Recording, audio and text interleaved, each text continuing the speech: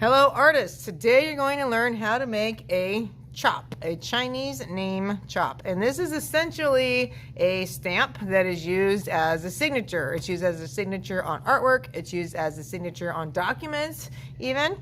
So we will have our handy dandy cheat sheet again. This time it will be simpler.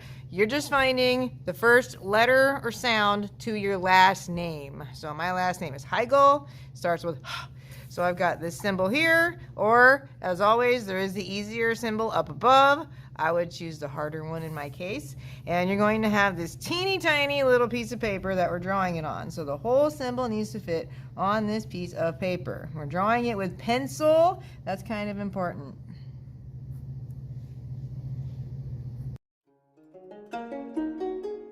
Once you've drawn your symbol in pencil, you're getting a teeny tiny piece of linoleum. We're going to take your symbol that you drew, lay it face down on linoleum. We don't see the design anymore.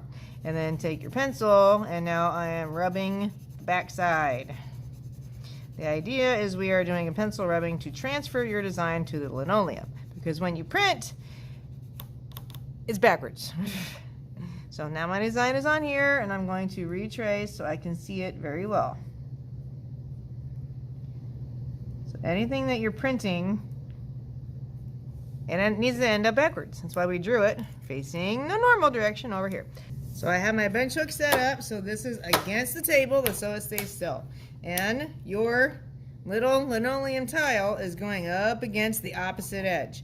It's very important when you're working, you never ever put your hands up here. Hands have to stay back behind at all times, that way you don't slice yourself.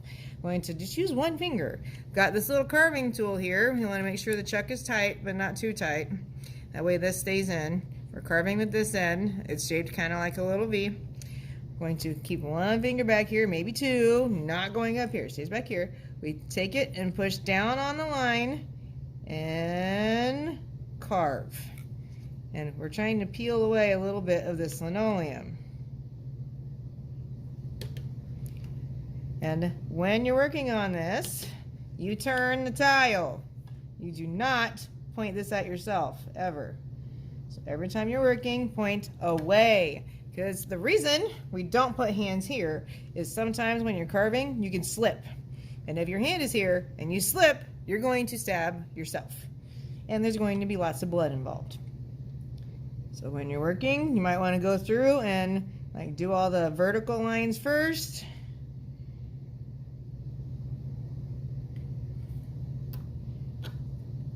And turn it, and you have new vertical lines to carve. If things are not coming out, you may want to take it and just wiggle it a little bit, kind of rock it back and forth. If you accidentally overshoot and you carve too far, that's okay.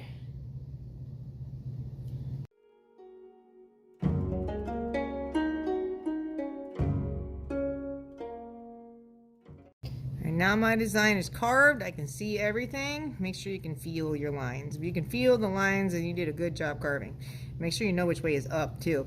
I will have a station set up where we can ink these up and put your chop on your project. At our chop printing station, I will have newspaper, which is for mess control. You will have your project. And I will have a plastic plate that has ink on it.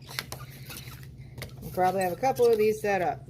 So what we do is we take your chop, it goes on the newspaper, we take the ink and roll it across.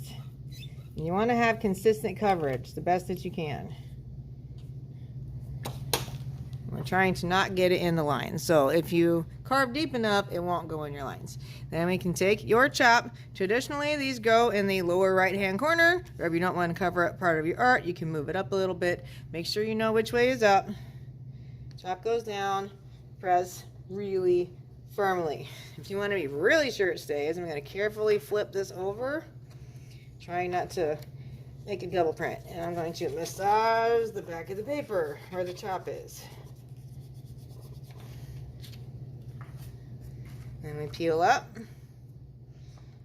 And now you have a chop design on your page.